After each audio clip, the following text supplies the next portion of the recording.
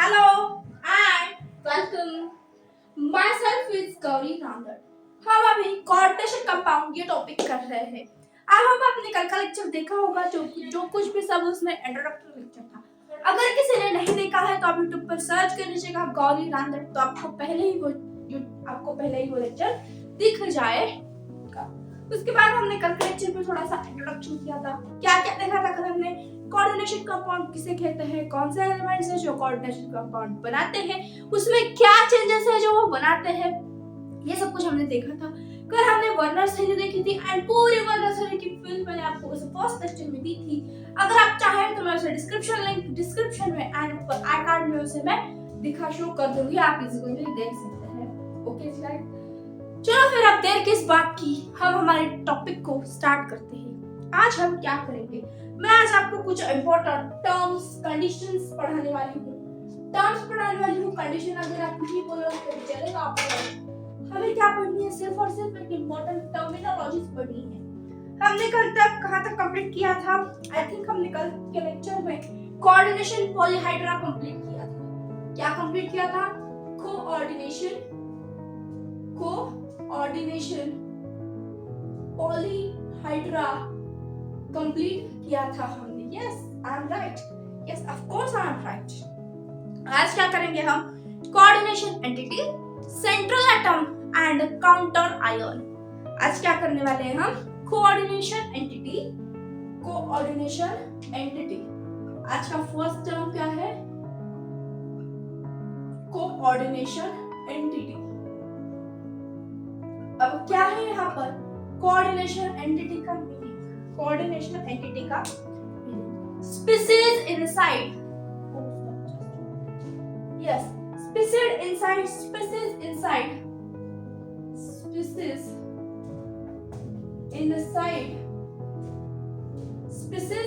the square bracket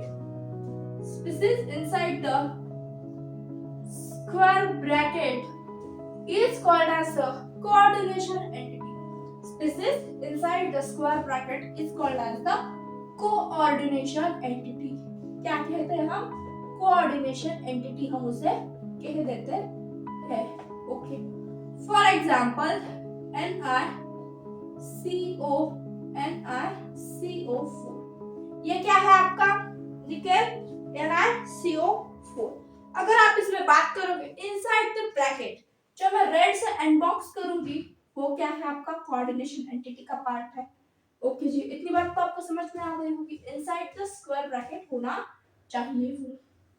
okay, आपके next term क्या है? ओके जस्ट अ मिनट, आप इस एग्जांपल को इस तरह से भी लिख सकते हो, या फिर आप इस एग्जांपल को क्या करोगे, पूरी की पूरी इस तरह से NiCO4। आपको क्या कहा गया है?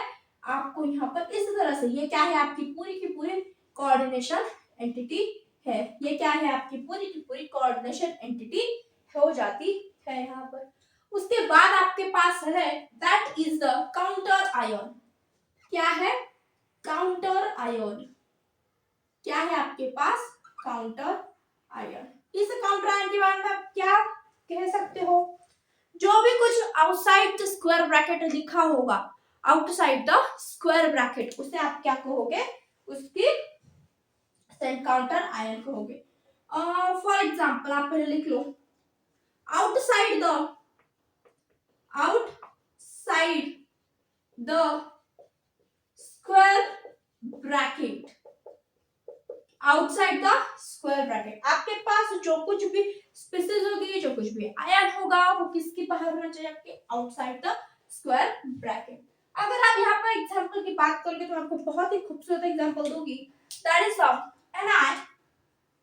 NiCl2NH3 या फिर आप NiCl2H2O इस तरह से क्या कर सकते हो? एग्जांपल को लिख सकते हो।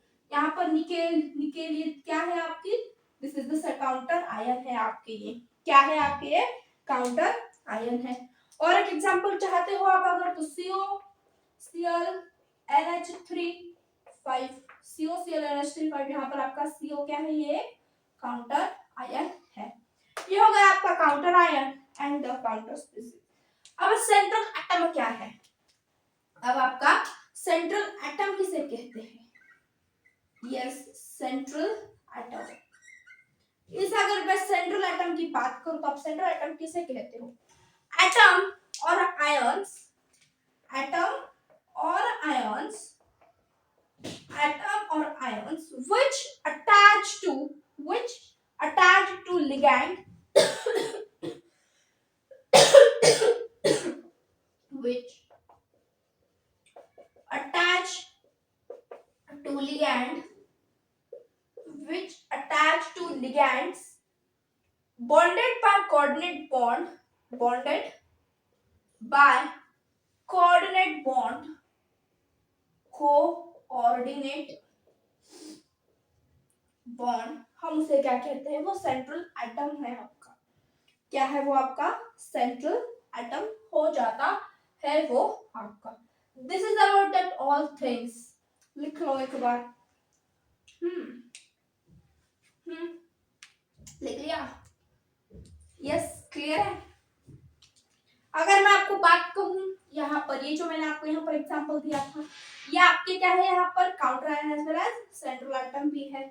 ओके, ऐसा भी आपको कंडीशन शो हो सकता है कभी कभार, लेकिन ये बहुत ही ज्यादा रेयर कंडीशन है हमारी। इतना क्लियर है? अब उसके बाद हमारे एनसीईआरटी में एक छोटे से कॉलम में बहुत बड़ी बात कही है ताकि आपको उसमें फंसाया जाए, लेकिन अगर आपके पास अच्छा मेंटर हो तो आप नहीं फंसेंगे। ओके, चलो मैं आपको बात बता देती हूँ। अब हम देख पढ़ेंगे डिफरेंस बिटवीन, हम क्या करने वाले हैं? Difference between double salt and coordination compound. Difference between double salt and coordination compound.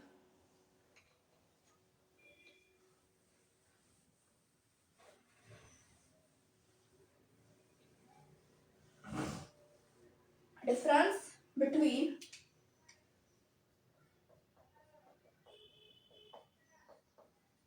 coordination compound and double salt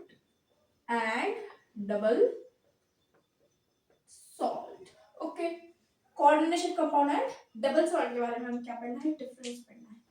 जो कुछ भी हमारे पास ये डबल सॉल्ट है, ये डबल सॉल्ट क्या करता है? जब हम इसे H2O में डालते हैं तो ये क्या हो जाता है? ये पूरी तरह से क्या हो जाता है? डिसोसिएट हो जाता है। Dissociate very well. ये क्या हो जाता है? टूट जाता है, छोटे छोटे आयंस में ये टूट जाता है। हम उसे क्या कह देते हैं? Double salt. लेकिन जो हमारे पास कोऑर्डिनेशन कंपाउंड है, ये अगर हम H2 में डालें तो ये not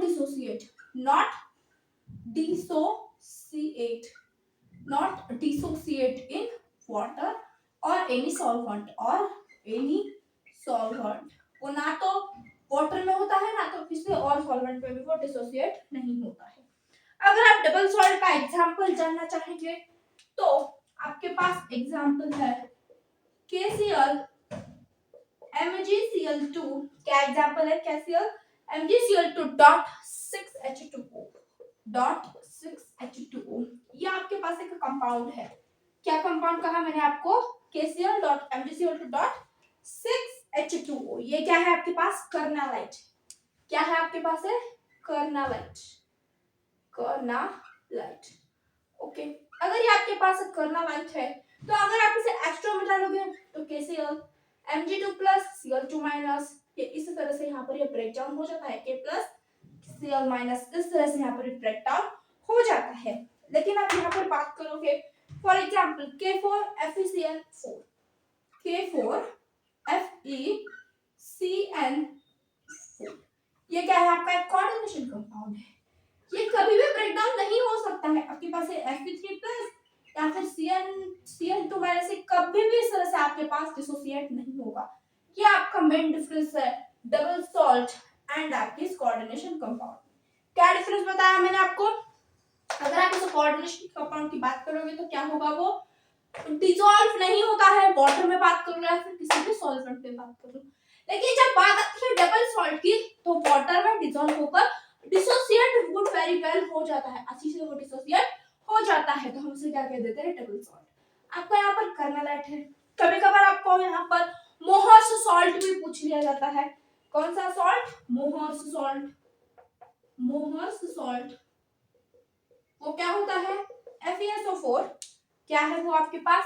FeSO4 NH4 FeSO4 NH2 sorry FeSO4 FeSO4 NH4 twice dot SO4 dot SO4 dot 6H2O SO4 dot 6H2O ये क्या है आपका जी? मोहर्स सॉल्ट है। क्या होता है ये आपका? मोहर्स सॉल्ट है। Okay done. आई होप आपको ये समझ में आ गया होगा, और अगर कुछ एग्जांपल मुझे मिलेंगे तो मैं आपको जरूर से जरूर बता दूंगी। लेकिन ये कभी कभार ये मोस्ट है, अगर आप अपने कॉलेज में स्कूल में अगर किसी ने एक्सपेरिमेंट किया हो इसका तो आपको वहां पर क्या दिखाई देता है? ये मोस्ट सॉल्ट वहां पर मोस्टली यूज किया जाता है, एंड कभी कभार आपके पास कर्नल भी यूज किया जाता है, लेकिन मोस्ट अगर कॉमन है तो आपका क्या है? ये मोहर्स सॉल्ट है, मोस्ट कॉमन। ओके चलो इतना लिख लो। उसके बाद हम बात करेंगे लिगैंड्स के बारे में। क्या होते हैं लिगैंड्स? क्या होते हैं आपके पास लिगैंड्स? यस लिख लिया होगा आपने, इतना नहीं लिखा है तो स्क्रीनशॉट ले लो या फिर वीडियो को आप बैक कर भी लिख सकते हो।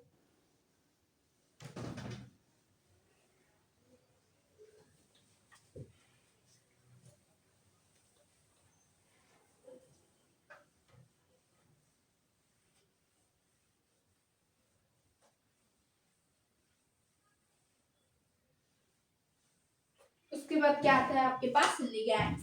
एटम और आयंस जिस सेंट्रल एटम को बॉन्डिंग क्रिएट करते हैं। आयन और मॉलिक्यूल, आयन और मॉलिक्यूल, क्या कहा मैंने?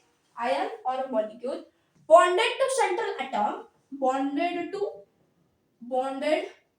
To central atom, bonded to central atom through the coordinate bond, through the coordinate bond, through the coordinate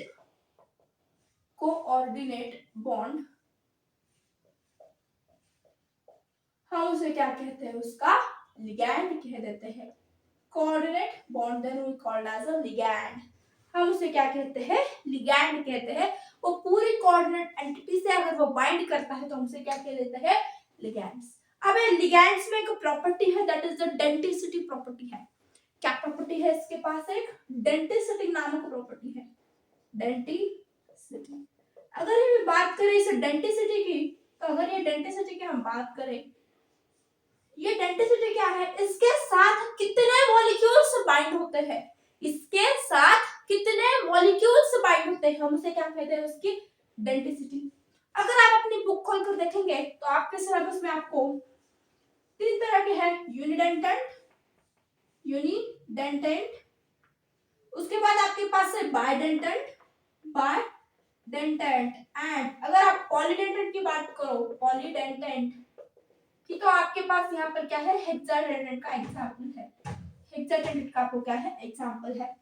यूनिडेंटेंट की बात करोगे आप तो Cl माइनस, Br माइनस, ये क्या है आपके पास? सारे के सारे यूनिडेंटेंट है।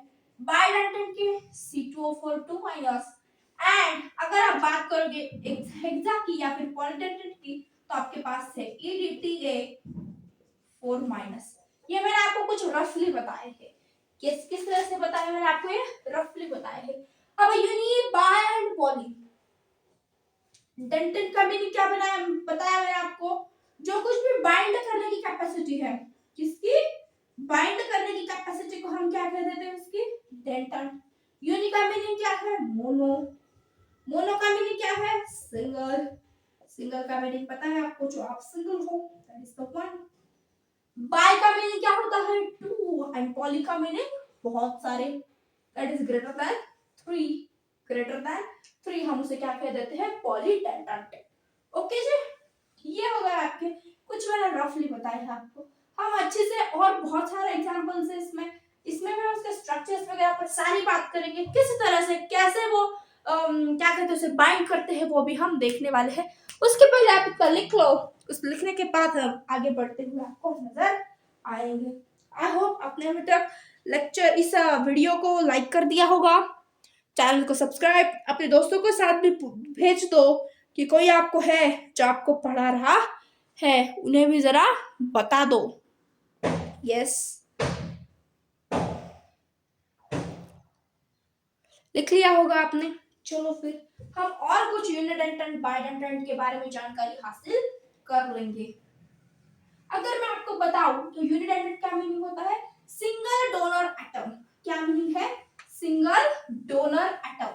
हम उसे क्या कह देते हैं, यूनिडेंट। क्या कहते हैं हम उसे, यूनिडेंट।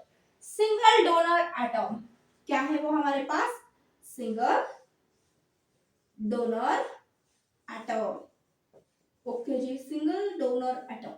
उसके बाद अगर हम बात करेंगे बाइडेंटेंट, तो उसमें क्या है, two molecules are present to donate the electrons, to donate the electron, two donor atom, two donor atom. अगर आप मैंने जिस तरह से बताया उस तरह से लिख सकते हो, polydentate more donor atom are present, donor atom are present. Okay जी, उसके बाद आपके पास है सिंगल में एग्जांपल क्या क्या है, आपके पास Cl माइनस है, Br माइनस है, और किसी को कुछ आइडिया है क्या, यस N माइनस है, N माइनस है। उसके बाद H2O है, NH3 है, F माइनस है, H2O, NH3, NH3। इसमें क्या है, ऑक्सीजन पर लोन पेयर, नाइट्रोजन पर लोन पेयर है, यहाँ पर नेगेटिव चार्ज है, यहाँ पर भी नेगेटिव, यहाँ पर भी F माइनस। ये क्या हो गया आपके सारे के सारे यूनिडेंटेंट। बाइडेंटेंट में क्या आता है आपके पास, that is the C2O4 minus. क्या आ जाता है, C2O4 माइनस। ये आपके पास EN भी आ जाता है, क्या है आपके पास, EN।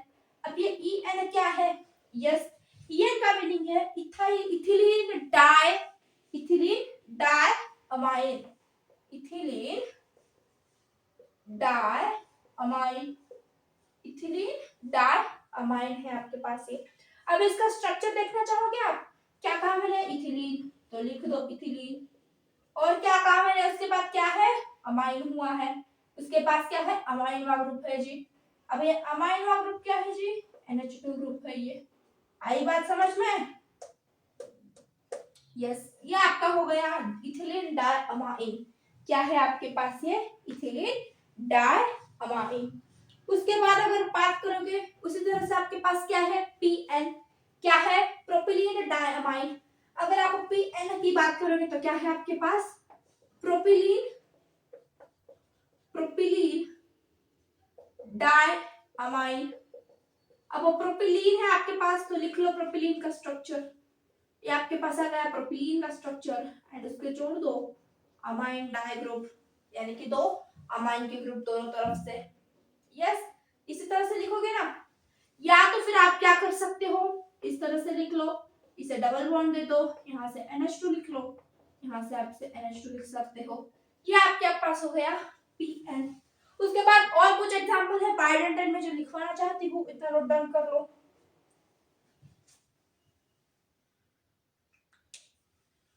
यस,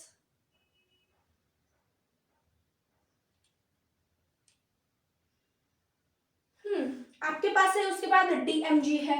क्या है, DMG। क्या है DMG, डाइमिथाइल इथिलीन ग्लाइकोक्सी। क्या है, मैं लिखवा दूंगी आपको, टेंशन ना लेना जी।